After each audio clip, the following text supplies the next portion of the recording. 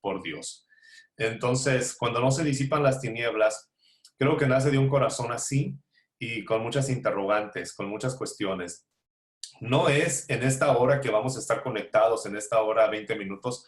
Es lógico que no podemos abarcar todas las preguntas, todas las interrogantes, pero sí es mi deseo que pueda despertar en ti una inquietud y por lo menos si hemos disipado una duda, una pregunta o puede darte la palabra que vamos a hablar en esta hora, puede traerte luz a través de este estudio, habremos logrado algo maravilloso.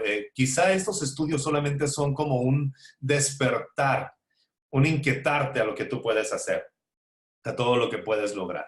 Entonces, iniciamos cuando no se disipan las tinieblas. Quiero hablarles de 3 hombres que sufrieron de alguna manera en lapsos de su vida cuestiones de depresión, de tristeza, que cuestionaron muchas veces su vida y se agarraron del Señor y se tomaron del Señor. Creo que todos sabemos esto y si no lo sabías, permítame compartirle que se dice que el cisne, el ave, los cisnes cantan una sola vez en su vida.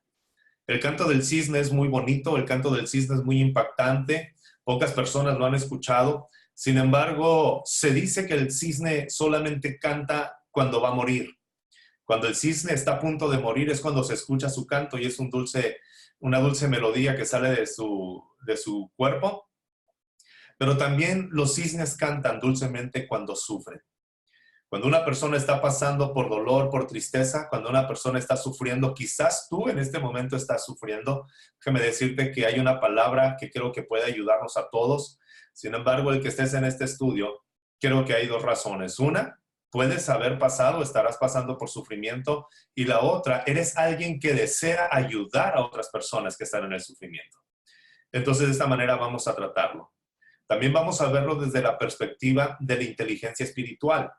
Hoy donde quiera, o quizá algunos de ustedes si han estudiado acerca del pensamiento y del ser, hay 3 inteligencias, la inteligencia cognitiva, la inteligencia emocional y la inteligencia espiritual. Vamos a ver esta perspectiva de la inteligencia espiritual bajo la luz, bajo el cimiento o con el cimiento de lo que la vida cristiana, la fe en Jesús ofrece. Lo vamos a ver de esa manera. ¿Por qué? Porque todos creemos y todos sabemos que el conocer a Jesús nos puede llevar a un estándar mucho más alto de disfrutar la vida. Y por eso vamos a hablar acerca de las personas que muchas veces batallan para conocer esa vida. Los cisnes cantan dulcemente cuando sufren. Quise empezar con 3 ejemplos de estos cisnes. El primero es Juan Bunyan o John Bunyan, que vivió desde 1628 a 1688. ¿Quién es Juan Bunyan? Juan Bunyan fue un pastor que predicó la palabra de Dios y trataron de limitarlo dentro del sistema de gobierno. Quisieron implementar la manera en la cual se debería de llevar el mensaje en ese tiempo y él se opuso a predicar supersticiones y empezó a predicar la palabra de Dios. Eso le costó 12 años de cárcel a Juan Bunyan. Juan Bunyan estuvo en la cárcel durante 12 años, donde escribió varios libros. Y dice Juan Bunyan que lo que más le dolía a él era ver a su hija mayor, que era ciega de nacimiento y que le rogaba que estuviera con él. Dice Bunyan que eso le causaba a él que parecía que su corazón se iba a destrozar. Sin embargo, él permanecía fiel en sus convicciones. Y en la cárcel, él escribió un libro que se llama El Progreso del Peregrino, que hasta hoy es el libro más vendido después de la Biblia, que se ha escrito en varios idiomas y ha traducido, y es un libro que ha impactado la vida de muchas personas. Si usted no ha leído el libro del Progreso del Peregrino, se lo recomiendo, es buenísimo. El segundo cisne que quisiera que tuviéramos en mente es William Cowper. William Cowper era conocido como el poeta del nuevo avivamiento. Sin embargo, también William Cowper vivió en depresión toda su vida. Quizá estos nombres como William Cowper no te suenan tanto, pero era el poeta de un nuevo avivamiento religioso. Es decir, mientras que Juan Wesley predicaba, William Cowper era quien componía los cantos en ese gran avivamiento, en ese gran despertar, en ese cambio radical que hubo. A lo mejor tú dices, nunca he escuchado de William Cowper, pero sí te has beneficiado con lo que él hizo. Hay un canto universal que en cualquier idioma se canta y en cualquier película muchas veces lo escuchas, por lo menos la melodía. William Cooper escribió ese canto que dice, hay un precioso manantial. Hay un precioso manantial que purifica a cada cual que se convierte en él, y creo que la mayoría de los que estamos aquí lo hemos escuchado. También él escribió ese hermoso canto que dice, cuando gloria cantemos al Salvador que por nosotros quiso morir. Y él tiene infinidad de cantos. Sin embargo, vivió toda la vida en depresión, trató de suicidarse muchas veces, más de 16 veces trató de quitarse la vida. Si no fuera por un amigo llamado, un pastor amigo de él que iba y lo visitaba, que hablaba y que tenía algún contacto, pero era una vida sumamente en tinieblas. Pero ahí en esa vida en tinieblas, él pudo tener una libertad para escribir poemas, para escribir cantos, para escribir cosas que ahora a nosotros nos dan alegría. Y el tercer cisne es David Brainerd o David Brainerd. David Brainerd vivió 29 años solamente. Fue misionero en las tribus hostiles de Estados Unidos en el 1700. A los 29 años murió de tuberculosis, no se trató de esa enfermedad.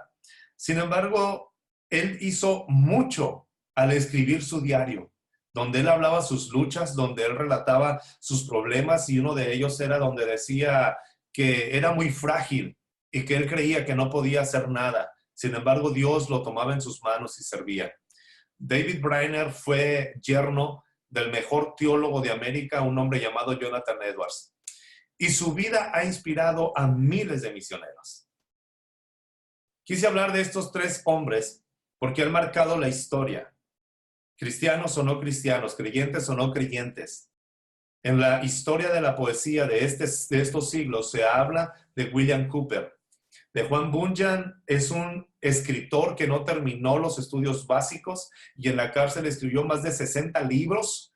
Entre ellos el más conocido es El progreso del peregrino, pero impactaron sus vidas. Y David Brainerd, a los 29 años, una vida muy corta, sin embargo, impactó de una manera poderosa que muchos misioneros y muchas naciones han conocido la palabra a través de él.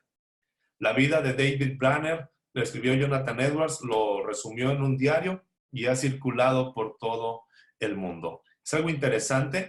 Así que si en ocasiones usted ha sentido que está en tinieblas y que su vida no tiene sentido, déjame decirte en este momento que no importa la circunstancia que tú estés pasando, el fruto de tu aflicción es permanente.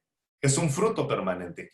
En esas etapas de tinieblas, en esas etapas de depresión, en esas etapas de melancolía, donde consideras que ya todo se acabó, quiero decirte que está creciendo un fruto. Y ese fruto es un fruto permanente.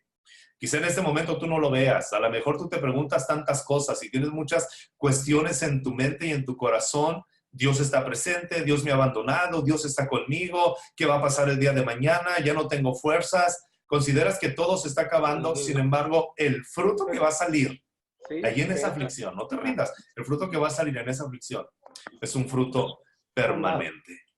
No tiene más. Vamos a la introducción. Ayudar a aquellos para quienes el gozo está fuera de su alcance. La batalla por el gozo. La verdad que esta frase a mí me llama la atención, porque tenemos que ayudarles a aquellos para quienes parece que están lejos de ellos el gozo de Dios. John Piper dice que él estaba basando su estudio en un escritor puritano de apellido Baxter. Y David Baxter decía que la flor y la vida de la verdadera religión era deleitarse en Dios. No mirar a Dios como una carga, no mirar a Dios como un sacrificio, no mirar a Dios como un esfuerzo que yo tengo que hacer, sino mirar a Dios como un deleite. El deleitarte en Dios, el alegrarte en Dios, que Dios sea todo. Deleitarte en su palabra. La lectura de la palabra de Dios ya no es una obligación, tengo que, sino deseo hacerlo. Y por último, deleitarte en sus caminos. Baxter decía que esto era la flor y la vida de la verdadera religión. ¿Cómo sé que estoy en el camino correcto? Me deleito en Dios, me deleito en su palabra y me deleito en sus caminos. Sin embargo, tenemos que estar conscientes que hay muchas personas a las cuales pareciera que se les ha negado ese gozo. A lo mejor usted o yo hemos conocido a alguien que por más que se esfuerza en querer conocer a Dios, pareciera como que si no llegara a esa meta. Tenemos que ayudar entonces a los cristianos que parecen imposibilitados de disfrutar de Dios. Porque si usted no lo sabe, Dios no solamente nos pone un mandamiento, sino que nos da la capacidad de disfrutarlo. No puedes disfrutar a Dios a través de una religión, pero puedes disfrutar a Dios a través de conocerlo. Los que no pueden deleitarse en nada, independientemente si son cristianos o no cristianos. John Piper llama a esto las tinieblas, la melancolía, el dolor, la aflicción, las tinieblas, porque no pueden deleitarse absolutamente en nada. Ni en Dios, ni en el pecado, ni en nada. No pueden deleitarse en Dios, ni en su palabra, y ni en ninguna actividad. No hay gozo, no hay expectativa de vida, no hay un regocijo. Pareciera que todo lo están haciendo por obligación, monótonos, parecieran robots. Pero es a esta gente a la que tenemos que ayudar. Si usted es líder y está a cargo de algunas personas, quiero decirte que eso te va a servir, te va a ayudar bastante. Es mi oración que esto te sirva, que sea como una herramienta para que puedas compartir con otros y que te dé un poco de luz acerca de este tema tan profundo y tan delicado de tocar, pero tan necesario. Entonces, ¿qué necesitamos saber de ellos? Y quiero que empecemos bajo esta premisa, porque nuestra mente está condicionada para juzgar, para lastimar y para apuntar a otros. Si no tiene gozo en Dios, hay que considerar qué es lo que está pasando. Si no tiene gozo en su palabra, es porque ya se quiere apartar de Dios. Tenemos que dejar de suponer y tenemos que iniciar a investigar las razones con un corazón sincero. Necesitamos saber esto de estas personas. Ellos no pueden tener la religión o la flor de la religión verdadera. La flor de la religión verdadera es deleitarse en Dios, deleitarse en su palabra y deleitarse en sus caminos. Estas personas no pueden tener la flor de la religión verdadera, pero sí tienen la vida verdadera. Sí conocen a Jesús. Están mirándolo a Él, están esforzándose por conocerlo a Él. Entonces, no podemos juzgar su interior. Y a lo mejor, o puede ser, una semilla de mostaza de gozo lo que tienen en su corazón. Una semilla muy pequeña, algo que apenas se percibe, algo que apenas está creciendo, algo que apenas está germinando, pero no quiere decir que no está. Ahí está esa pequeña semilla de mostaza que va a crecer y nosotros podemos ayudarles. Y la tercera verdad, o lo que tú necesitas saber, lo que necesitamos saber es que estas personas en algún momento han visto que el Señor Jesús es una primavera vivificante en su invierno.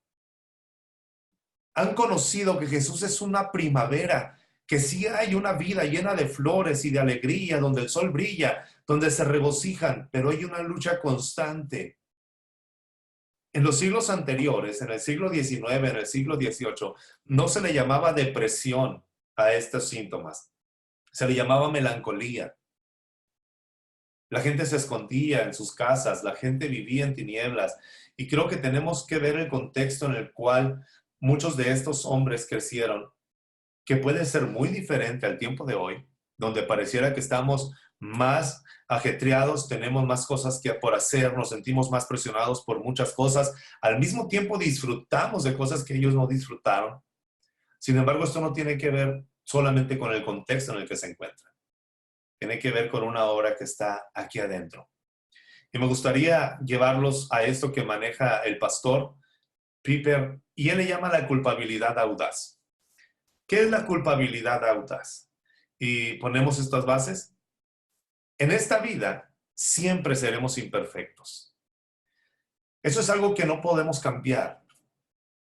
Aunque estemos comprometidos con Dios, aunque tratemos de hacer siempre el bien, aunque estemos buscando la verdad, en esta vida siempre seremos imperfectos.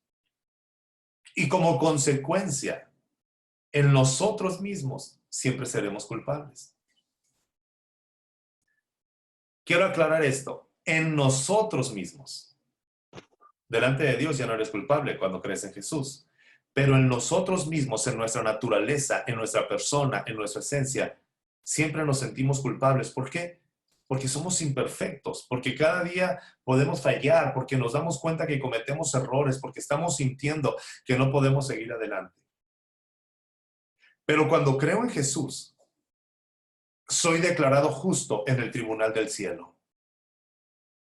Cuando yo creo que Jesús puede cambiar mi vida y perdonar mis pecados, que su sacrificio en la cruz del Calvario es suficiente para perdonarme, entonces, solamente entonces, soy declarado justo en el tribunal del cielo.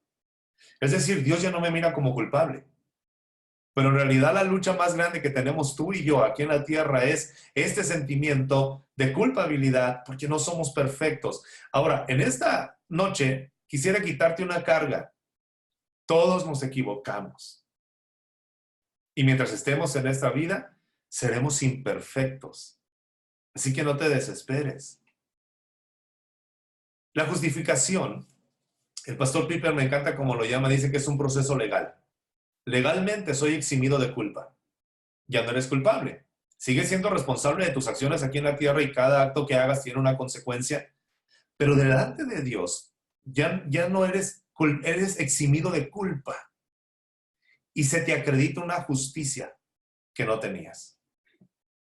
Una justicia perfecta a la cual aspiramos, pero que hay alguien que ya la vivió aquí en la tierra, que es el Señor Jesús, y esa justicia te es imputada, te es acreditada. Aquí la tienes. Eres declarado justo. No es que Dios ignore nuestros pecados, pero por la justicia de Cristo hemos sido declarados justos. Mi derecho al cielo es provisto por la obediencia de Cristo. ¿Por qué estamos hablando de todo esto? ¿Por qué? Porque una de las cosas en las cuales muchas veces nosotros profundizamos en las tinieblas espirituales y nuestra vida pierde la alegría, el gozo, es porque pensamos que no hemos llegado a la perfección y vemos a otras personas y decimos, es que ellos sí están muy felices, es que ellos sí están completos. Todos nos sentimos así y nadie es perfecto. ¿Sí? Entonces, a este proceso se le llama justificación. La justificación es solo por gracia. No es por ninguna obra que nosotros hagamos. No es por un acto que nosotros hicimos y Dios dice, ya llegaste al nivel de bondad que yo quería, ahora sí te entrego la justificación. No es por obras. Simplemente es un acto de gracia de parte de Dios. No lo merecemos, pero Él nos los da a través de su Hijo Jesús. Es por medio de la fe solamente. No hay obras. Es una fe. La fe en Jesús, lo que yo creo en Él. Si usted conoce algo de doctrinas o que si usted forma parte de alguna iglesia, sabe que estas son parte de las 5 solas que llama el calvinismo o la iglesia bautista. Solo de Cristo. La justificación es solo de Cristo. Nadie más te puede justificar, nadie más nos puede justificar. Nadie puede justificarnos. No hay sacrificio de ningún hombre, solamente Cristo nos puede justificar. Y es para la gloria de Dios. No le debemos nada a nadie. Cuando una persona nos habla de Jesús y nos comparte este mensaje, nos da esta alegría, nos llena de su satisfacción al disfrutar a Jesús, no le tienes que pagar nada a nadie. Esto derrumba cualquier plataforma de alguien que quiera ponerse un título y que haga creerte o que te quiera hacer creer que tú tienes que pagarle. El favor es inmerecido, se llama gracia. Claro que, como dice Pablo, el que honra, honra, el que pecho, pecho, dar al César lo que es del César, retribuir a la autoridad lo que tenemos que dar, pero la salvación únicamente es por Cristo y para la gloria de Dios. Vivimos agradecidos por las personas que nos han hablado la verdad y que han sembrado en nosotros la palabra y también les bendecimos, claro que sí. Pero no es ningún hombre, no es ninguna iglesia, no es ningún movimiento el que te ha salvado, es solamente Cristo Jesús. Pero ¿por qué tenemos entonces un crecimiento lento? Si ya somos justificados. El crecimiento lento es la prueba de que la semilla de vida espiritual está en nuestra alma. No seremos perfectos hasta que estemos en el cielo. No seremos perfectos hasta que esto todo sea renovado. No seremos perfectos hasta que se cumpla el plan. Pero por eso tenemos un crecimiento lento. Pero esa es la evidencia de que hay una semilla en ti. Prueba que nuestra fe es verdadera, que estamos creyendo, que estamos confiando. Y también nos prueba que estamos en un continuo progreso moral. Un continuo progreso moral quiere decir que ya eres nombrado o eres justificado, eres presentado justo delante de Dios, pero aquí en la tierra seguimos en un proceso, en un continuo progreso moral. Nuestras luchas, nuestras batallas. Y es en ese punto donde las tinieblas muchas veces pueden entrar a nuestro corazón. Por eso estoy hablando de esto, de que es un proceso, no es instantáneo. Estamos siendo transformados. Hay personas que dicen, yo cambié inmediatamente de la noche a la mañana en ciertas áreas y aspectos de su vida. Sin embargo, hay otras cuestiones en las cuales están trabajando, están creciendo. No te desesperes, todos estamos en una lucha constante por esto. ¿Ok? La oscuridad de la melancolía, capítulo 1. Vamos ahí, por favor. Algunas causas probables de la melancolía o de las tinieblas espirituales. Número 1, producto del pecado. Esto puede ser, por eso estábamos hablando de nuestras fallas, de nuestros errores, y en un momento más, en unos minutos más, vamos a estar hablando de la importancia de esto. 2, ataques satánicos. Y no me refiero necesariamente que tiene que haber una puerta que se abra sola y la luz que se prende y se apaga o cosas. No, te hablo de los pensamientos que muchas veces llegan a tu vida. Hablo de esas acciones o de esos sentimientos que a veces quieren controlar. Las circunstancias angustiosas. Cuando vemos a alguien que está en las tinieblas o en depresión o en melancolía, cuando vemos a alguien en depresión, tenemos que evaluar varias cosas. No podemos juzgar inmediatamente y decir, esta es la razón. ¿Sabes?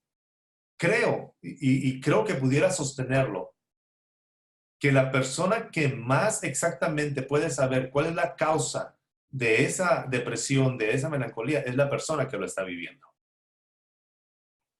Las causas hereditarias, en los genes, lo que se transmite por naturaleza, si esa familia tiende a ser depresiva, si esa familia tiende a la melancolía, a esconderse, a no disfrutar, causas físicas, alguna enfermedad, alguna situación, alguna condición económica, las circunstancias que están alrededor pueden afectar. No todo es espiritual, mis amigos. No todo es echarle la culpa a los ataques satánicos, o no todo es echarle la culpa al producto del pecado. ¿Por qué? Porque hay ocasiones en que hay personas que están viviendo correctamente delante de Dios, aunque no son perfectos, que no tienen nada que ver con los ataques satánicos, pero están pasando por circunstancias angustiosas. Y en lugar de nosotros ayudarles, venimos y les juzgamos y les ponemos encima una carga que es difícil de llevar.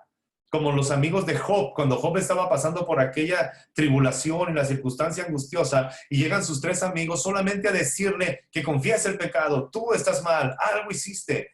Creo que nuestra actitud hacia estas personas debe de ser diferente. Mi consejo sería que no des, quizá no eres profesional de esto, pero que no des un diagnóstico a la ligera. Y no me refiero porque seas profesional, sino me refiero a que tus amigos, tus hermanos, tus vecinos, alguien en la iglesia que esté pasando por esto, no emitas un juicio inmediatamente. El aspecto físico, la condición de nuestro cuerpo afecta. Hubo un hombre llamado Carlos Spurgeon, que muchos le llaman el príncipe de los predicadores, porque era un hombre que predicaba y duraba 3 horas cada sermón de él en el siglo antepasado y realmente alcanzó a muchas personas a través de su mensaje. Sin embargo, este hombre murió enfermo de un mal muy común en ese entonces, murió de gota y eso afectaba mucho a su cuerpo. Dicen los biógrafos que en sus últimos meses miraban que había cierta melancolía o cierta depresión. Nunca perdió su fe en Dios, nunca perdió la alegría. Sin embargo, había lapsos en donde ellos pasaban por estas circunstancias. La condición de nuestro cuerpo afecta, número uno, afecta a nuestra mente para pensar con claridad. Claro que la condición física va a afectar tu mente para pensar con claridad. Número dos, afecta a nuestra alma para ver la belleza esperanzadora de la verdad. Tenemos que tener paciencia. Quizá hay aspectos físicos en tu vida o hereditarios que están lastimando a tu persona y no te dejan pensar con claridad y no te dejan disfrutar esta esperanza, esta verdad esperanzadora, esta alegría, este gozo. No juzgues tan rápidamente. Espero en el Señor que esto nos ayude. Seguimos con el aspecto físico. No podemos aislar lo espiritual de lo físico, porque somos un solo ser. Y somos cuerpo, somos mente y somos espíritu. Y es lógico que lo que suceda en tu plano físico va a afectar tu plano en la mente y en el espíritu y viceversa. Tu pensamiento va a afectar tu cuerpo, tu pensamiento va a afectar tu espíritu debe afectar tu mente y tu espíritu debe afectar tu cuerpo. Entonces no podemos separar lo espiritual de lo físico. Y cuando nos sentimos débiles físicamente, somos más propensos a un ataque de depresión espiritual. Y creo que este tercer aspecto es el que se adolece más en este tiempo. Porque pensamos que entre más ocupados estemos, entre más actividades hagamos, entre más tiempo usemos en andar de arriba para abajo y que no tenemos tiempo ni para la familia, ni para reírnos, ni para ver un programa de televisión o para disfrutar en familia, entonces pensamos que estamos haciendo algo. Permíteme decirte que esto no es verdad. Una cosa es estar ocupado y otra cosa es estar produciendo. Y estar siempre ajetreado. Si tú estás teniendo un ritmo de vida lleno de ocupaciones, de compromisos, de agendas, debes de pararte en un momento porque tarde o temprano tu cuerpo lo va a resentir, tu mente lo va a resentir y tu espíritu lo va a resentir. Hello. Necesitamos detenernos un momento porque un ritmo muy ajetreado te va a gastar físicamente y tarde o temprano te va a repercutir en una depresión espiritual. Quizás en tu trabajo, quizás en la iglesia, quizás lo que tú estás haciendo en este momento, siente que se te están acabando las fuerzas. Antes de evaluar un ataque satánico, una obra genética o todas estas cuestiones, primero revisa tu agenda. Quizás estás haciendo algo que está perjudicando bastante tu vida. Una cosa, créeme, una cosa es ser productivo y otra cosa es estar afanado siempre.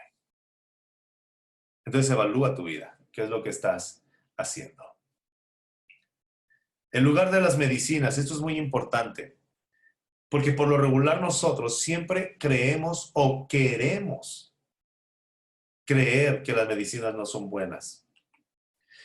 Las medicinas por sí solas nunca son una solución a las tinieblas espirituales. Eso es evidente. Todos los asuntos fundamentales de la vida hay que llevarlos a una adecuada relación con Cristo. Ahora, cuando hablamos de una adecuada relación con Cristo, no estamos hablando de una relación de fanatismo, no estamos hablando de una relación de extremismo, no estamos hablando tampoco que una correcta relación con Cristo es vivir todos los días en la iglesia. Esto no es así. Pero todos los asuntos fundamentales de la vida hay que llevarlos a una adecuada relación con Cristo. A mí me llama la atención que 2 libros del Nuevo Testamento son escritos por un médico. Lucas, el médico amado, Lucas escribe el Evangelio de Lucas y también escribe los Hechos, el libro de los Hechos. Son 2 cartas, 2 tratados que le envía a su amigo Teófilo para que él conozca las cosas que hizo Jesús y las cosas que hicieron los que creen en Jesús. Pero ¿por qué Pablo llama a Lucas para que ande con sus viajes o en sus viajes misioneros? Muy sencillo. Pablo sabía que iba con hombres, que amaban a Dios, que buscaban a Dios, que estaban haciendo la obra de Dios, pero en un cuerpo frágil y que necesitaban la atención médica. No era casualidad que Lucas estuviera con ellos. La Biblia habla de los milagros que hacía Jesús. Sanó a muchos leprosos, pero no a todos. De hecho, en una ocasión, Jesús les dice a los fariseos, porque en Israel había muchos leprosos, pero Dios o el profeta fue enviado a uno, a Naamán. O Naamán fue con él y él curó. Había muchos leprosos en Israel, sin embargo, Elías fue enviado a Sarepta con aquella viuda que estaba en necesidad. ¿Qué pasaba con los demás? Lo que pasaba con los demás tenían que ser atendidos. Los antidepresivos no son la salvación concluyente. Los parámetros. La depresión está profundamente conectada con nuestra condición física. ¿Estamos en los aspectos físicos? Y la relación entre nuestra alma y nuestro cerebro va más allá de la comprensión humana. Esos son parámetros que debemos de saber. No debemos de juzgar. Yo sí te recomiendo que si no eres un profesional de la salud o un profesional en el área de la psique humana, entonces mantente al margen de cualquier opinión. Estamos viendo algunos aspectos físicos, pero relacionados con la Biblia y es a donde quiero llegar. Debe manejarse esto entonces con el mayor cuidado. Si usted atiende a alguien, quiere cuidar a su familia, quiere cuidar a sus amigos, ellos están pasando por estas situaciones, mis amigos y amigas, entonces tienes que manejar esto con mucho cuidado. ¿Sí? Quizá hay gente, si tú estás en este curso, quiero pensar que hay personas que se han acercado a ti y te han preguntado algunos aspectos y nosotros rápido manejamos. Tenemos que tener cuidado con lo que decimos.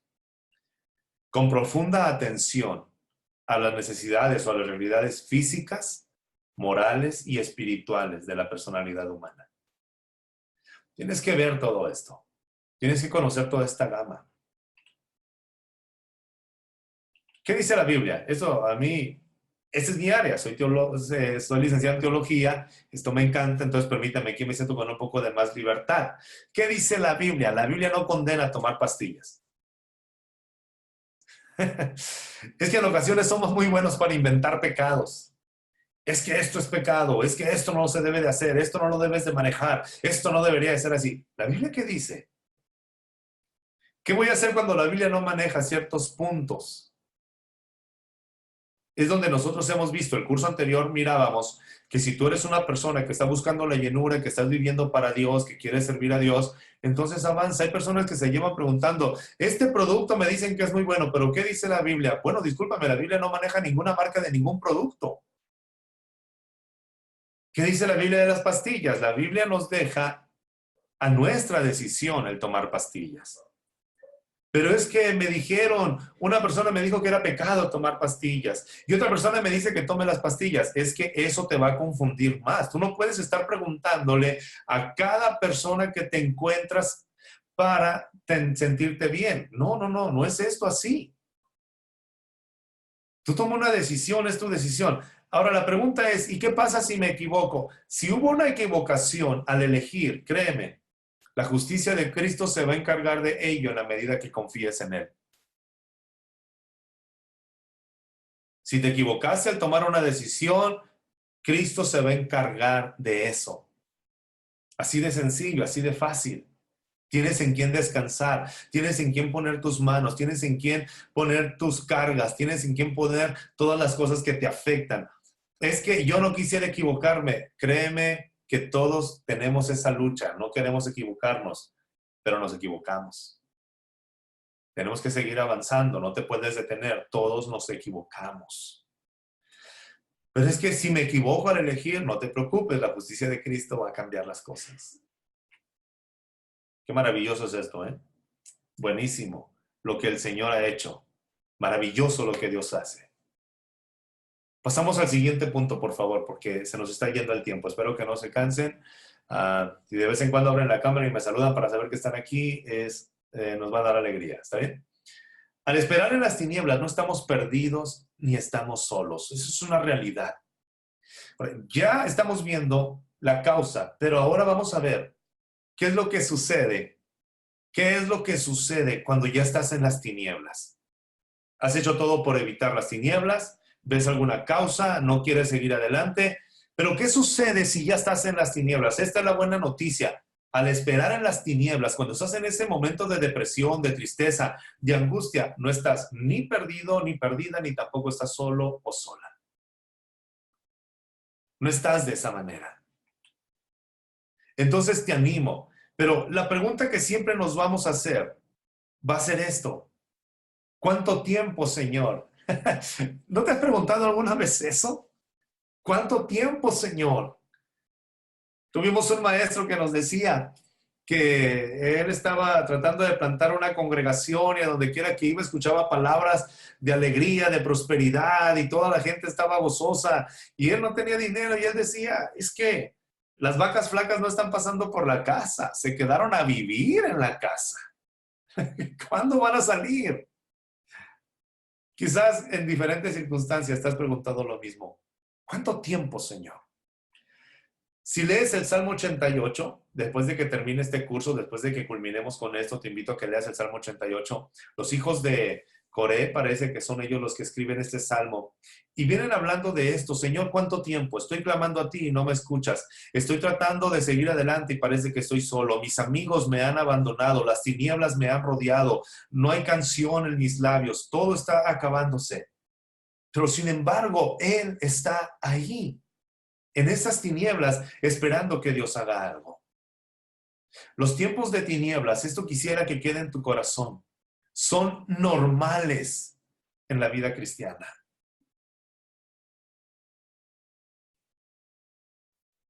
Los tiempos de tinieblas son normales en la vida, es un proceso de la vida, es un camino. Por eso el salmista David decía, aunque ande en valle de sombra y de muerte, él transitaba, él caminaba, él avanzaba y en ocasiones podía palpar las tinieblas, pasar por las tinieblas, porque es algo normal. No eres el único, no eres la única que está en ese sentimiento, porque nosotros luchamos pensando que somos los únicos. Es que yo no debería de estar pasando por esta etapa, yo no debería de estar en esta situación. Déjame decirte que los que estamos aquí conectados, los que estamos viendo este video, sabemos que estos tiempos pueden ser normales. Sentimientos de desamparo y de desesperación, todos los hemos tenido. Y no importa que estés en la cumbre del éxito o que te sientas que estás iniciando apenas, esto lo vas a sentir. El pastor Piper llama a esto, a las tinieblas, los deseos de arruinar o poner fin a nuestra vida. Es algo muy doloroso cuando de repente escuchas a hombres que han forjado una carrera, que aparentemente tienen éxito y pusieron fin a su vida. Rápido juzgamos y pensamos que no debería de ser. Sin embargo, creo que si podemos comprender esto, que las tinieblas son normales en la vida y que va a haber etapas en las cuales te vas a sentir así, que no estás solo ni perdido, entonces quieres avanzar. Me encanta esta frase, la canción de alabanza es real, pero no está en nuestros labios en ese momento. La persona que está en las tinieblas sabe que hay alabanza, sabe que hay gozo, sabe que hay alegría, conoce todas las verdades, ha visto a Jesús como esa primavera vivificante, pero en ese momento no está en los labios. La verdad es muy fácil decirle a alguien, es que tú canta, alaba, empieza a cantar. Sí, tienes toda la mejor intención y estás diciéndole algo correcto, pero en ese momento ellos saben que la alabanza es real, pero no está en sus labios. Y todos hemos pasado por momentos así. ¿Cuánto tiempo? Ahora es pregunta, ¿cuánto tiempo? No podemos trazar fechas límites con Dios. Muy en lo personal, y es una opinión muy personal, yo sí me pregunto cuando alguien dice, ahora vas a salir de ese problema. Yo digo, ¿será la verdad? Porque Dios no maneja fechas. Tú no puedes hacer un trato con Dios y decirle, Señor, para tal fecha quiero que las cosas cambien. Tú en tu mente lo puedes hacer y creer eso, sin embargo, dices, ¿por qué Dios no lo hizo? Dios es Dios. Nosotros no podemos condicionarlo a Él. No podemos trazar fechas límites con Dios. Lo curioso es que si Dios no te está diciendo a ti, Porque tú no necesitas otro intermediario más que Jesús. Y de la manera en la que Dios te habla a ti, lo que Él te va a decir a ti en tu intimidad, si no te ha dicho a ti algo, ¿por qué creemos o por qué queremos esperar que otras personas nos digan lo que Dios no nos ha dicho? Profeta, apóstol, querubín, pastor, misionero, evangelista. Vemos a alguien que Dios lo usa a través de una palabra en un púlpito y decimos, Él me va a decir lo que yo tengo que escuchar. Se trata de que tú dependas de Dios y aprendamos de los ministerios que Él tiene, claro, pero hay respuestas que Dios te va a dar a ti. ¿Cuánto tiempo, Señor? Yo no puedo poner una fecha límite con Dios, porque Él acelera o Él demora, según su parecer, no nuestro parecer, según su parecer. Lo que sí te puedo decir con toda certeza es que su tiempo está lleno de amor. Las tinieblas no ahuyentan el amor de Dios. ¡Wow! Bendito sea el Señor. Las tinieblas no ahuyentan el amor de Dios. Por eso no estás abandonado ni estás sola. ¿Qué podemos hacer entonces en las tinieblas? Podemos aprender a ser pacientes en nuestra hora de tinieblas. Creo que eso es lo que podemos hacer. Aprender a ser pacientes. Señor, desarrolla mi paciencia, enséñame, guíame, cuídame. Tu vida es valiosa, tu vida vale mucho. No tienes por qué pensar en acabar con ella, pero cuando las tinieblas te rodean, déjame decirte, no estás solo ni estás sola. Dios te sigue amando. Si esas tinieblas son por causa de pecado, Dios te ama. Si esas tinieblas son por causa de un ataque satánico, Dios te ama. Si esas tinieblas es por genética, Dios te ama. Si esas tinieblas es por una causa física, Dios te ama. Eso no cambia. No importa dónde te encuentres, Él te ama. Ese es el fundamento. La mano de Dios nos sostiene, aun cuando nosotros no tenemos fuerzas para sujetarnos a Él. ¿Cuántas veces le hemos dicho a la gente, es que tú tómate de la mano de Dios, tú te debes de tomar, esto no se trata de ti, se trata de Dios? Y hay ocasiones en las que tú no tienes ni siquiera fuerzas para levantar tus manos, pero tú no te tienes que tomar de Dios, Dios te está sosteniendo a ti. Y eso cambia el panorama. No es que Dios te esté viendo y esté diciendo, no, hasta que tú te tomes de mi mano te voy a sacar adelante. No, Dios dice, yo te sostengo con mi mano derecha, yo te sostengo con la diestra de mi poder, yo te sostengo. Aunque tú no tengas fuerzas para sostenerte de Dios, Dios no te va a soltar. Él es el que te está sosteniendo. Entonces, cuando alguien está en tinieblas, cuando alguien está pasando por esta depresión, cuando alguien está pasando por la melancolía, y tú llegas y le dices, es que ¿cómo quieres que Dios te ayude? Ni siquiera tú te tomas de Él, es que Él no se tiene que tomar. Lo que tienes que llevarlo a ver o llevarla a ver es que aunque Él no tenga fuerzas, Dios nunca se cansa y Él te sostiene. Él te sostiene. Él te está tomando de su mano, Él te está tomando, Él te está dando la fuerza que tú necesitas. Nuestra seguridad descansa en la fidelidad de Cristo, no en nuestra fidelidad, no en tu fidelidad, no en tus méritos. Por eso hablamos al principio de todas estas cuestiones. Es la fidelidad de Cristo, es el poder de Dios lo que te está sosteniendo. Nuestra fe crece, pero en ocasiones cae. Hay días en que nuestra fe está encima y creemos que nunca vamos a ser derrotados, pero hay días en que nuestra fe, y más cuando estamos en tinieblas, está por los suelos. Pero nuestra seguridad, donde hemos puesto nuestra seguridad, nuestra confianza, ese permanece para siempre. Nuestra seguridad es permanente. Entonces, ¿qué es lo que debo de hacer? Debo dejar de ver mi fe y tengo que empezar a ver a Cristo.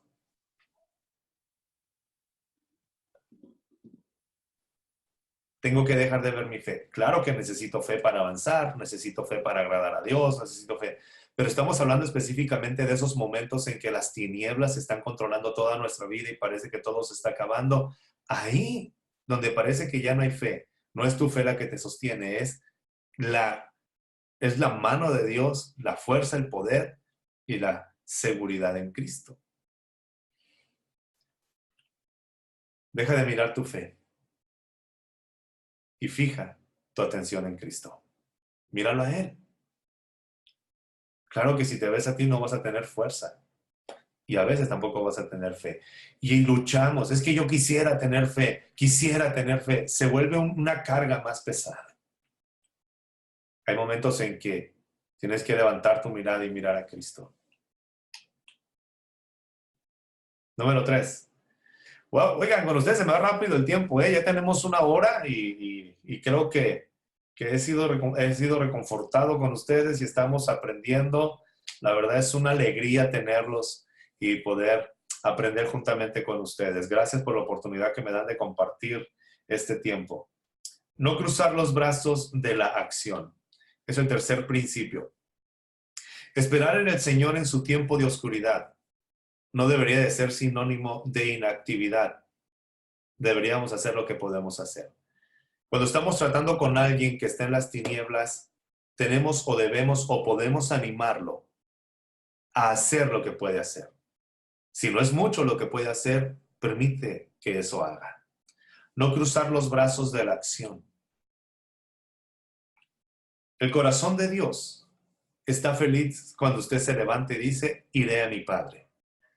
Está haciendo referencia a aquella parábola que platicó Jesús de aquel Padre amoroso, aquel Padre misericordioso, aquel Padre lleno de gracia, que tenía 2 hijos perdidos.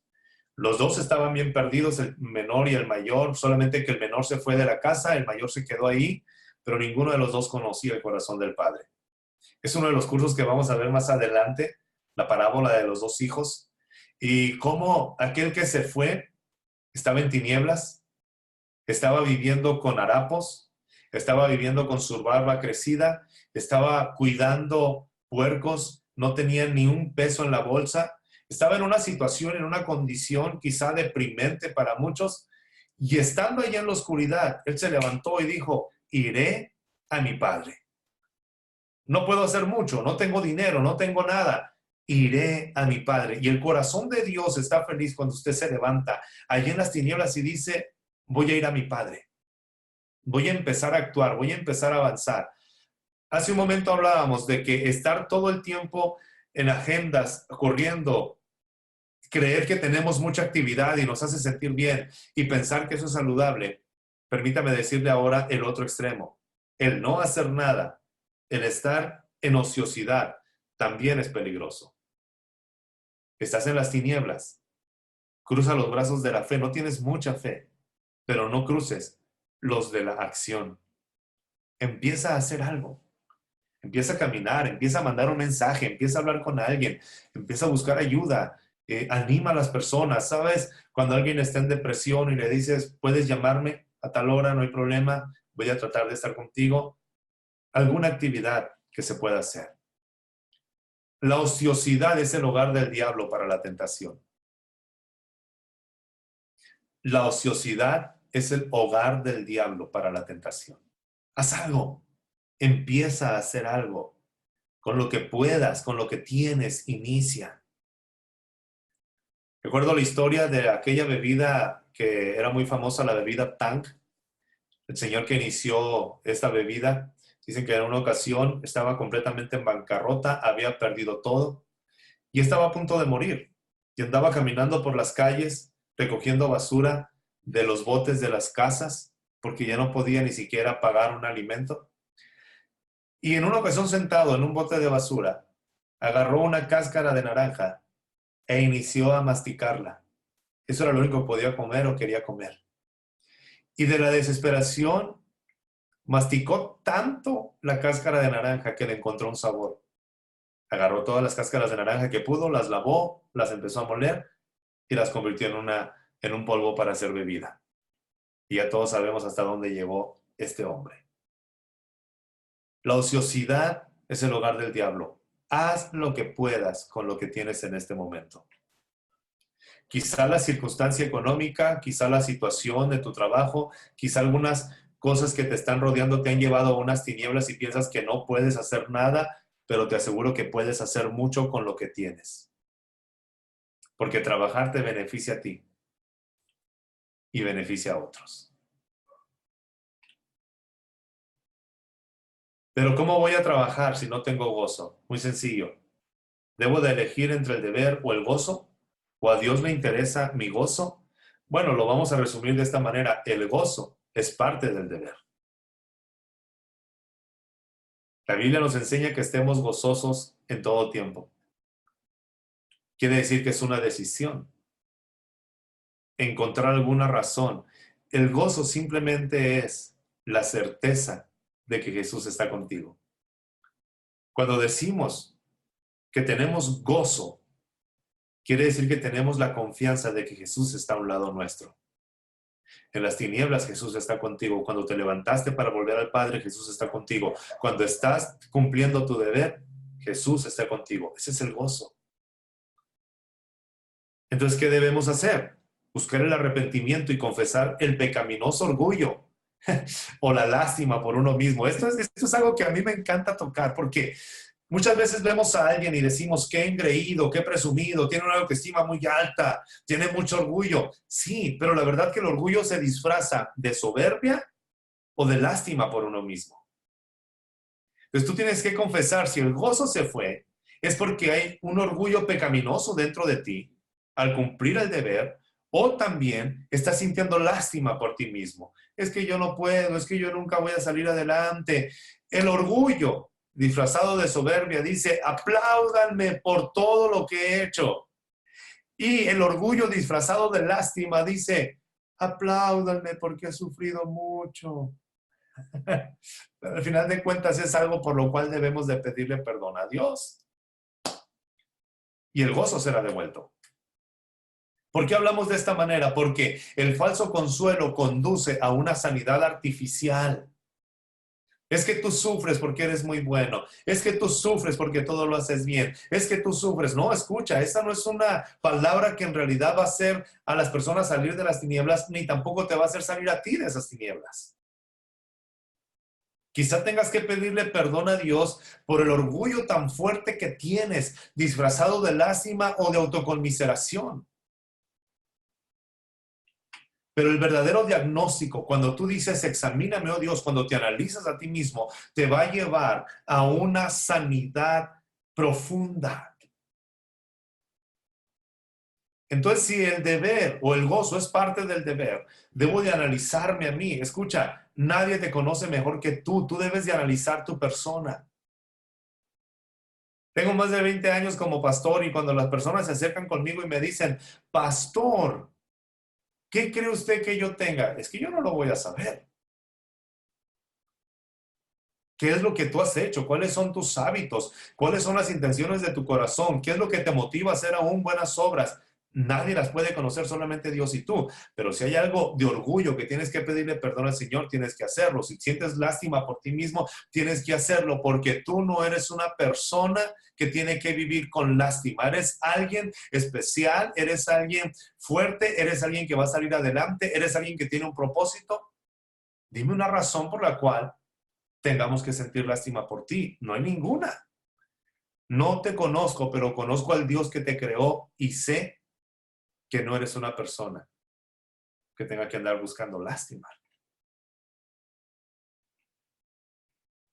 ¿Cómo puedo hacer que el gozo esté en medio del deber? Simplemente a través de la gratitud. Dar gracias a Dios mientras trabajas. A lo mejor no tienes mucho gozo, pero empieza a darle gracias a Dios por ese trabajo que tienes. Gracias, Señor, por donde estoy. Gracias, Señor, por lo que estás haciendo. Gracias, Señor, porque me pude levantar esta mañana. Gracias, Señor, porque tengo vida. Gracias, Señor. Empieza a darle gracias a Dios mientras trabajas. La pregunta es, ¿pero no soy hipócrita si le doy gracias a Dios y no siento deseos de hacerlo? No. Porque tu intención no es que la gente te escuche, tu intención es que tu corazón se vuelva agradecido, entonces no eres hipócrita. No estás buscando la alabanza de los hombres, estás buscando la misericordia de Dios. Es decir, tú no estás haciendo esta acción de gracias porque quieres quedar bien con alguien, lo estás haciendo porque deseas que las tinieblas se vayan y que tu corazón se llene de gozo. Empieza a darle gracias a Dios, empieza a alabarle aunque no tengas ganas. La gratitud que sale de la boca estimula, la gratitud en el corazón. Esto es maravilloso. Lo que tú empiezas a decir gracias, tu corazón empieza a transformarse en un corazón agradecido.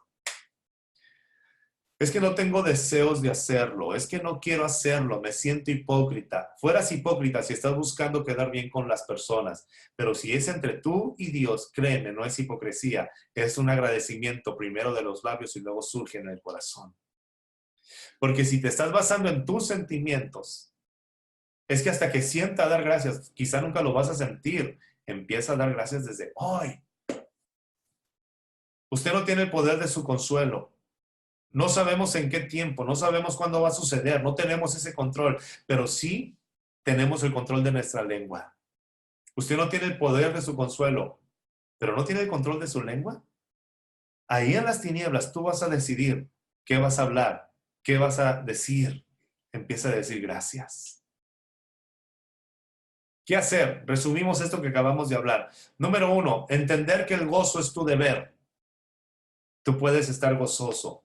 Cree y mira a Cristo.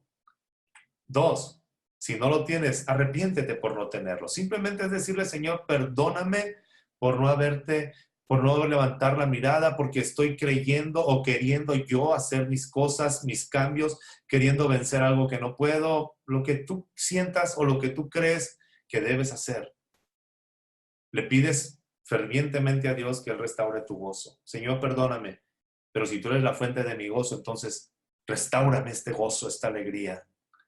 Y pasa más tiempo en dar gracias, o más de tu tiempo en dar gracias a Dios. Ahí donde estás, por favor, en una de las hojas de la guía, vamos a tomar un minuto, y anota, por favor, en un minuto de las cosas que recuerdes, por las cuales le puedes dar gracias a Dios. Corre tiempo, un minuto, en verdad.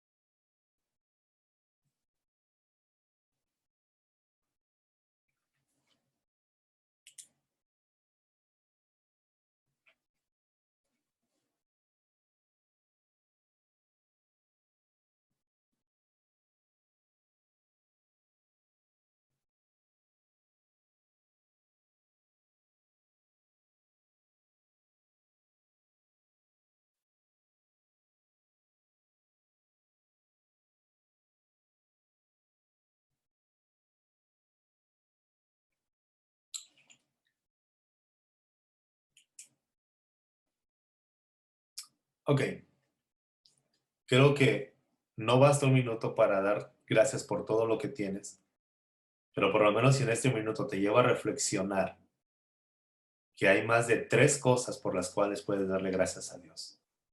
Más de 2, más de 1, más de 10. Entonces dale gracias a Dios por ello. Seguimos, por favor. Otra causa, ¿el pecado no confesado obstruye nuestro gozo? ¿Qué dice la Biblia acerca de esto? Podría ser que parte de las causas de las tinieblas espirituales sea un pecado muy querido que no estamos dispuestos a dejar. Quizás sea algo con lo que has estado coqueteando durante mucho tiempo y no deseas soltar en tu corazón.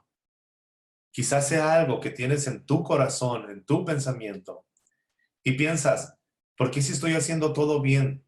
Ahora pasa que estoy entrando como en una depresión. Quizás hay algún pecado que no has querido dejar o confesar.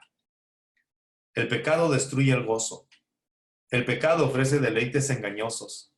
Pero al final el pecado siempre mata, siempre destruye, no tiene otra razón, no puede hacer.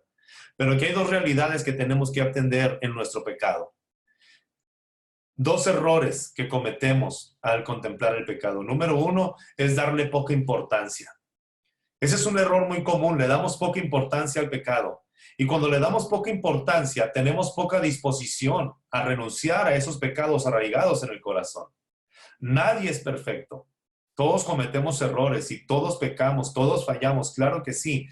Pero también tenemos la oportunidad de despojarnos de aquellos pecados que están dentro de nuestra vida y que nos han controlado. Puedes hacerlos por un momento. Debes hacerlos por un lado, perdón. Pero cometemos estos dos errores.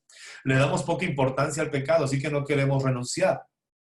Y por lo tanto, no confesamos nuestras ofensas a las personas que ofendemos. No tienes que confesar tus ofensas a todas las personas, pero si tú ofendiste a alguien, tienes que ir y pedirle perdón a esa persona. Eso es lo que va a traer sanidad, porque quizá las tinieblas pueden venir a causa de esto. Puedes sentirte, el otro extremo, el otro error es sentirte abrumado por el pecado. Y cuando te sientes abrumado por el pecado, crees que Dios te va a echar en cara ese pecado. Hoy te quiero decir una noticia buenísima. Dios no te va a echar en cara el pecado jamás. El pecado ya fue pagado en la cruz del Calvario, pero si es necesario que lo confesemos delante de Dios, claro que sí, porque eso va a traer sanidad a tu vida, pero Dios no te va a echar en cara ese pecado. Dios no te va a decir, otra vez vienes con lo mismo. No, Dios perdona y olvida ese pecado. Dios no te va a echar en cara el pecado, lo va a limpiar, te va a sanar, te va a llevar a otro nivel. Y cuando nosotros nos sentimos abrumados por el pecado, pues pensamos, pues ya para qué lucho por el pecado, no lo puedo vencer, estoy abrumado. No le des poca importancia, pero tampoco le des importancia de más, en pocas palabras. Me encanta lo que dice John Piper. Si queremos el gozo de ver y saborear a Dios en Cristo, disfrutar de la flor de la vida, no debemos hacer las paces con nuestros pecados. Y recalcamos mucho esto porque tú vas a dar cuenta de tu pecado. Déjate de estar viendo el pecado de otros. Deja de estar analizando a otros y decir, él tiene este pecado, ella tiene ese pecado, te está pasando eso porque está en pecado. Analiza tu vida. Tú vas a dar cuentas a Dios de tu vida. Liberación y sanidad. ¿Cómo podemos encontrar liberación y sanidad en cuanto al pecado? Número 1, cuando confesamos a Dios nuestros pecados en el lugar secreto. Cuando ahí en el lugar secreto, en nuestra intimidad, hablamos con Dios y le decimos lo que ella sabe. He fallado, tengo este problema, tengo esta situación, no hay lo que hacer. Hazlo, te va a traer sanidad. Número 2, decirle a un amigo en quien podamos confiar. Esto es muy importante. Porque no toda la gente que te rodea le puedes confiar tus pecados o tus tentaciones o tus debilidades. Hay personas que consideran que porque están en una iglesia, todas las personas son dignas de confianza. No es así. Cada quien está en su lucha y cada quien está en una batalla, en una prueba. Y quizá hay personas que están luchando contra el chisme, no pueden confiarles muchas cosas. Otros, tristemente, dicen, le voy a platicar al pastor. Si usted es pastor o es líder, permítame decirle que uno de los parámetros mayores que van a permitirte ejercer un ministerio es la confianza. Es muy triste cuando alguien le comenta algo al pastor y el pastor ya está diciendo el domingo, porque hay personas que están viviendo de tal manera. No, detente. Alguien te está confiando algo a ti. Lo ideal sería que todos los pastores tengamos el nivel de confianza donde la gente sabe que no vamos a decir absolutamente nada, ni una sola referencia. Pero díselo a amigos que puedas confiar. Hay personas a las cuales les puedes confiar y eso te va a traer liberación y sanidad. Y, muy importante, confesar ese pecado a la persona que has ofendido. Mira, si tú ofendiste a tu esposa o a tu esposo y vienes a la iglesia y dices, hermanos, oren para que se arregle mi matrimonio, pero tú no le has pedido perdón a tu familia, a tu esposa o a tu esposo por tal situación, o a tus padres o a tus hijos, las cosas no van a cambiar. Lo que trae libertad y sanidad en cuanto al pecado es confesarlo a Dios, decirlo a un amigo en quien podamos confiar y confesarlo a la persona que has ofendido. Tan sencillo como un lo siento, perdóname. Grandes consuelos. Con esto terminamos este punto. Grandes consuelos. Satanás no puede hacer nada sin contar con el permiso soberano de Dios. Todo lo que haga el diablo está bajo el permiso soberano de Dios. Y si Dios está en medio, todo lo que hace, todo lo que sucede, todo lo que está pasando en tu vida, a los que aman a Dios, todo obra para bien. Su acusación de condenación contra nosotros no prosperará en el tribunal del cielo.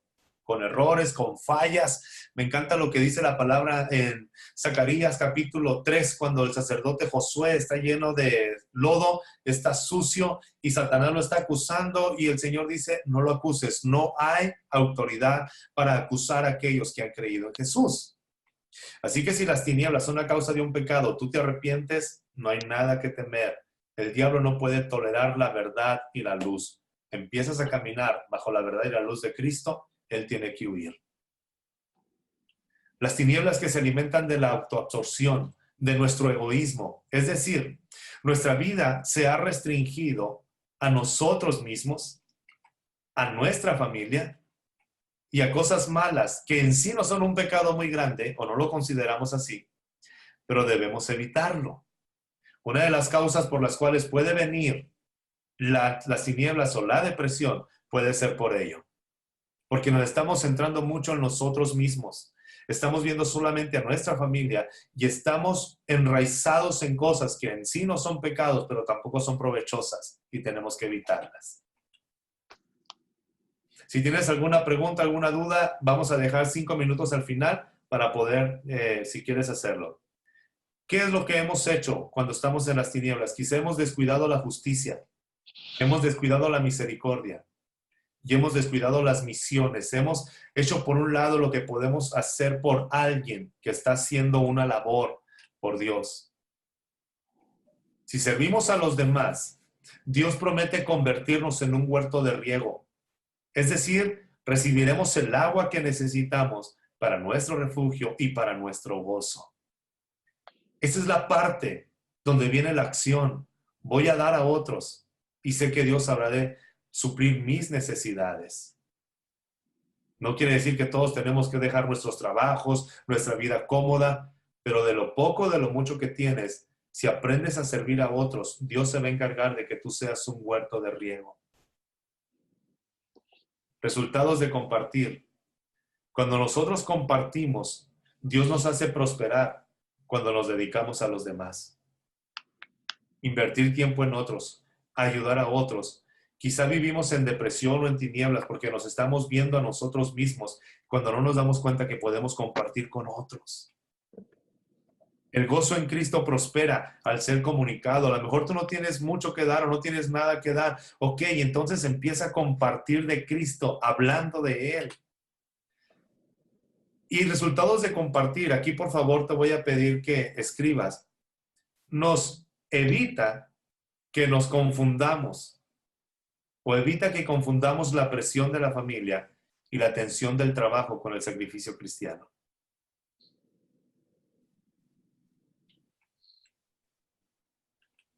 Creemos que tener una buena conducta es ser testimonio de Cristo y es parte de. Pero millones de incrédulos tienen una buena conducta y muchas veces mejor que los que están en la iglesia. Cristo es la persona más gloriosa en todo el mundo y todos en el mundo lo necesitan. Compartamos ese evangelio, hablemos de Cristo con toda libertad. Él es la persona que todos necesitan, Él es la persona que necesita escuchar el mundo. ¿Cuál es la lucha? La lucha es disfrutar tanto de Cristo que hablar de Él sea el desbordamiento de ese deleite. Esa es la lucha cuando ves a Cristo como el gozo, como el centro, como todo en tu vida y empiezas a hablar de Él no como una carga, no como una imposición, no como un yugo, sino como una alegría, algo que te llena. Crecí en una iglesia y en varias iglesias y recuerdo que nos hacían sentir que hablar de Cristo era una obligación. Pero cuando tú conoces a Cristo realmente, cuando Él llena tu vida, te das cuenta que es un deleite. No es una obligación. Debemos hacerlo con ternura y con mansedumbre. ¡Wow! Los bebés en el grupo del salón. Terminamos con esto. No. Sí, se cancelaron las clases y yo les pongo así de... ¿Cómo podemos amar? La tardeada y ¿Cómo todo. podemos amar a los que están o los que no pueden ver la luz? Le voy a pedir que cierren su micrófono, se los voy a agradecer bastante. Amar a los que no pueden ver la luz. Ya nos quedan unos minutos solamente. ¿Qué debemos hacer? A las personas que están en tinieblas y les quieres ayudar, número 1, háblales de las verdades del Evangelio que puedan llevar consuelo a sus vidas. Selecciona esas partes que van a tener consuelo a su vida. ¿Te imaginas? Parte del Evangelio, claro que es el destino eterno de aquellos que no creen, pero llegar con alguien y que le empieces a decir, mira, te voy a leer la Biblia y el infierno es real y te vas a ir y las tinieblas. Habla de esas partes del Evangelio que van a traer consuelo a sus vidas. Jesús vino y murió y resucitó y está a la diestra y Él te conoce, Él te escucha, Él sabe. Número 2, léanles libros que les den conocimiento y consuelo. 3, vive con ellos de manera alegre y amorosa. Si tú no estás en las tinieblas y quieres ayudar a alguien, tienes que hacerlo de una manera alegre y amorosa, con mucha paciencia. En lugar de estarle diciendo, deberías estar alegre, contágiales de tu alegría. Si es una persona muy cercana a ti, la que está viviendo en tinieblas, y por más que te duele, pero cuando tú te acercas a él y le dices, pero es que si tú estás triste, yo también voy a estar triste, no vas a conseguir nada. Pero cuando vives con ellos de una manera alegre y amorosa, lo vas a poder hacer. ¿Por qué te hablo de esto? Porque la mayoría de las personas cuya alma se encuentra en medio de una noche oscura, la recuperación se produce porque Dios ha traído a sus vidas a personas que les ayudan. Quizá tú puedes ser una de esas personas. Si los creyentes deprimidos no pueden leer la Biblia, pues debemos leérsela nosotros. Y no solamente a los creyentes, sino con toda libertad y con toda confianza. Poderle decir a aquellos que no son creyentes, ¿me permites leerte la Biblia? Si ellos dicen que sí, adelante. Y si te dicen que no, sé tú la Biblia. Ten paciencia, ten ternura, ten amor, ten cuidado.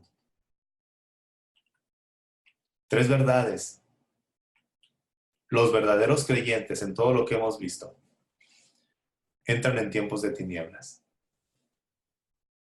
Todos aquellos que nos hemos decidido por seguir a Jesús, por buscar una vida mejor, por marcar la historia, por dejar un legado, por trascender, todos aquellos que deseamos hacer algo diferente, sabemos que hemos pasado por esto. Así que tú estás pasando, vas a pasar o has pasado por estas situaciones porque hay un fruto que van a nacer de esa aflicción. Dios tiene sus razones para permitir que alguno de sus hijos se sientan tan abandonados. Él tiene esas razones. Y no las revela, no sé por qué. Solamente sé que allí en ese tramo de oscuridad, de tinieblas que puedes pasar, Él está contigo, Él te ama. Dios tiene sus razones aún para el martirio de sus amigos más cercanos.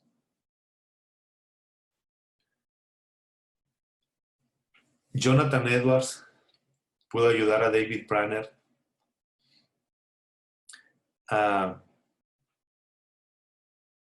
y pudo encontrar este hombre consuelo en la ayuda, en las palabras de su suegro. Calder encontró consuelo. Él leía solamente a un poeta de apellido Herbert, que quizá alguno de ustedes lo ha escuchado, y no leía a nadie más. A él le gustaba escuchar solamente a Herbert. Y puse un poema en la guía. En la guía, en la última hoja, viene un poema, Mi amarga dulzura. Está precioso, es un fragmento de un poema de George Herbert que este hombre encontró. Entonces, hay muchas personas que pueden encontrar consuelo a través de ti. Espero que esto te ayude a no juzgar, a no condenar, a no dar un diagnóstico a la ligera y a no tratar solamente por tratar, sino para ayudar. Me encanta lo que dice Pablo en 2 Corintios 6:10. Aparentemente estamos tristes, pero siempre alegres. Pobres en apariencia, pero enriqueciendo a muchos. Como si no tuviéramos nada, pero poseyéndolo todo. Todos pasamos por momentos de oscuridad. Todos pasamos por momentos de desesperación. Pero quiero decirte en esta hora que no estás solo ni estás sola. Aún en las tinieblas más oscuras, la luz de Dios puede brillar.